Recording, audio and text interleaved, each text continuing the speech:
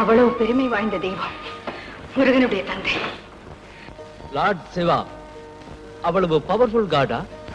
ஆமா, அப்பேற்பட்ட சிவபெருமானுடைய பக்தனையே தனது பக்தனா மாத்தினான் நம்முடைய முருகன். அதை நான் சொல்றேன். பொய்யாமொழி புலவரே வணங்குகிறேன். வாருங்கள் குமரப்போழலே, அமருங்கள். நன்றி நன்றி. பெரும் நிலக்கரான தாங்க இவ்வேளை புலவரை நாடி வந்த காரணம் என்னவோ? ஒன்றுமில்லை புலவரே, முதலில் இதை எடுத்துக்கொள்ளும். 1000 வராகன் இருக்கிறது. 1000 வராகனா? எனக்கா? எதற்கு? நான் வணங்கும் எம்பெருமானாகிய முருகன் மீது தங்களின் திருவாயால் ஒரு கவிதை பாட வேண்டும். அடியேன் அதை கேட்டு கேட்டு மகிழ வேண்டும். என்ன சொன்னீர்? முழுவதற் கடவுள், முக்கன் படைத்தோன், முப்புறமும் எரித்தோன், எப்புறமும் வணங்கும் என் அப்பன் பரமேஸ்வரனை பாடுமாயா? அவன் மைந்தரையா பாடச் சொல்லுகிறேன். போதும்.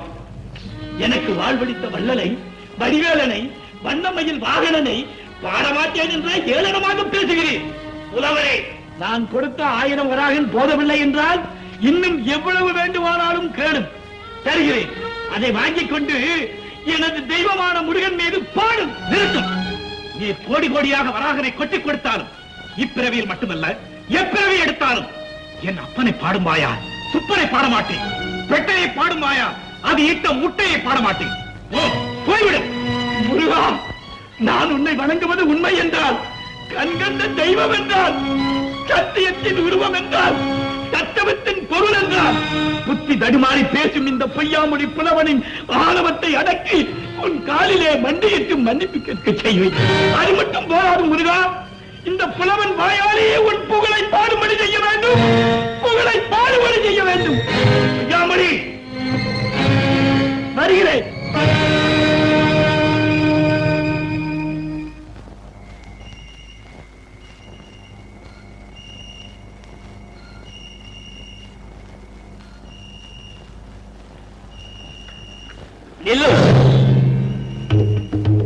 யாரப்பா நீ? பாரப்பா நன்றாக என்னை. கையிலே வில்லெடுத்து கானகத்தே தோன்றுபவனை பார்த்து நீர் யார் என்று முடிவு செய்கிறீர்? வேடனோ? வேடனோ விருத்தனோ வேலனோ, மொத்தத்தில் உம்மால் புரிந்து கொள்ள முடியவில்லை. உனக்கு என்ன வேண்டும்? உம்மிடம் உள்ளது வேண்டும். ஓஹோ, நீ கள்வனோ? அப்படித்தான் வைத்துக் கொள்ளுமே. எடும் விரைவில்.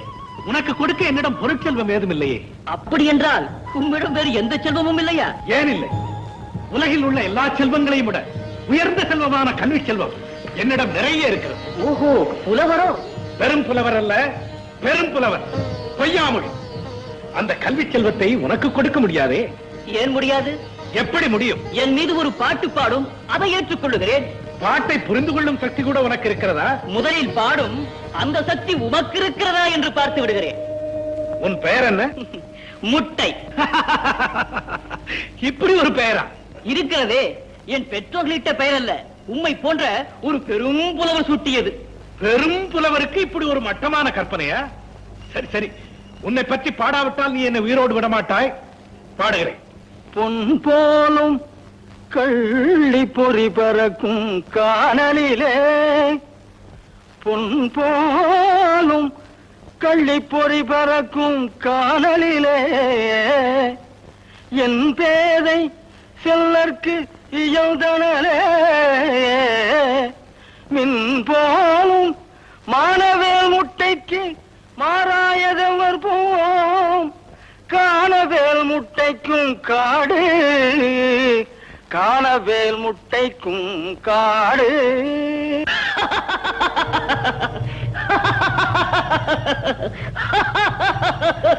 ஏன் சிரிக்கிறாய்? நீர் பாடிய பாடலில் சொற்குற்றம் இல்லை, ஆனால் பொருட்குற்றம் இருக்கிறது. பொருட்குற்றமா? ஆமா, கள்ளிச்செடியும் தீந்து போகும் அனல் பறக்கும் பாலையில் சென்ற பெண்ணின் காலை கருவேல மரத்தின் முள் தைத்தது என்கிறீர். ஆமாம். கள்ளி மரம் ஈரம் மிகுந்தது, வெட்டி போட்டாலும் அது சுலபத்தில் காய்வதில்லை. கருவேலம் உள்ளோ பச்சையாக இருந்தாலும் சுலபத்தில் எரியும் தன்மையுடையது. அப்படி இருக்க கள்ளியே பற்றி எரியும் போது கடும் வெயிலிலே கருவேலம் உள் மட்டும் எப்படி எரியாமல் இருந்தது? பிழைதானே புலவரே? இந்த லட்சணத்தில் கல்வி செல்வம் ஏராளமாக வைத்திருப்பதாக தலைக்கணம் வேறு, தமிழ் புலமை வேறு, பார்வதி பரமேஸ்வரன் பக்தி வேறு. பெட்டையை பாடும் வாயால் முட்டையை பாடமாட்டேன் என்ற திமிரான பேச்சு வேறு. எம்பெருமானே, அம்மையே, அப்பா, யாருது யாருது? முட்டை.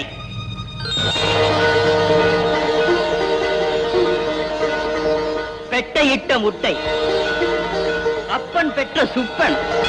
ஐயரே, போதும் போதும், கோடி கோடியாக கொட்டி கொடுத்தாலும் உன் மீது பாடமாட்டேன் என்று குமரப்ப வள்ளலிடம் அகந்தையாக பேசி அவமதித்தேன். என் அகந்தையை அழிக்க வந்த அழகு தெய்வமே, கவிதை இன்பமே, கன்னி தமிழ் வளர்த்த சங்கமே, என்னை மன்னித்து விடுங்கள், என்னை மன்னித்து விடுங்கள்.